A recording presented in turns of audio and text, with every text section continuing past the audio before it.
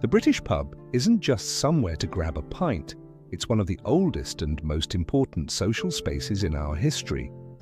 For centuries, the pub, the alehouse, the tavern, or the inn has been where people came together to talk, laugh, debate, relax, and feel part of a community. It's woven into the very fabric of British life.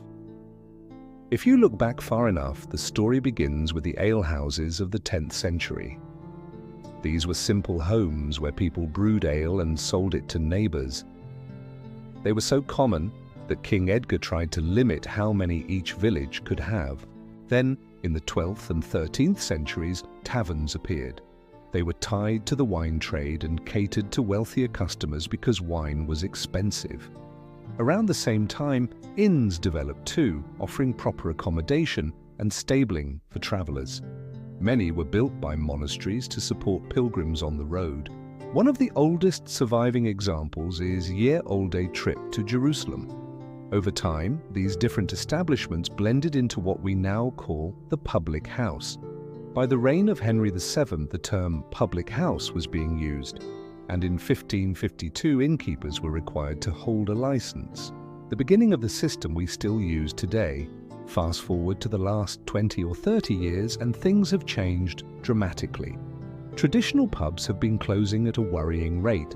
Many have been turned into convenience stores or other businesses. Others have been replaced by wine bars, restaurants and clubs. And while some of these new venues are perfectly nice, they don't always create the same open, friendly atmosphere where strangers can become friends. The village pub used to be the heart of the village. Town and city pubs were where business deals were made and where people caught up on news. Before mobile phones and laptops, the pub was the main information hub. It was where you heard what was happening locally and where you felt connected. Coffee shops have taken on some of that role today, but they don't quite recreate the same face-to-face warmth and communal spirit that a pub naturally encourages. So when pubs close, we're not just losing buildings, we're losing a piece of who we are. We're losing places that helped hold communities together. The British culture community wants to help turn the tide. We're encouraging pub landlords to become BCC venues.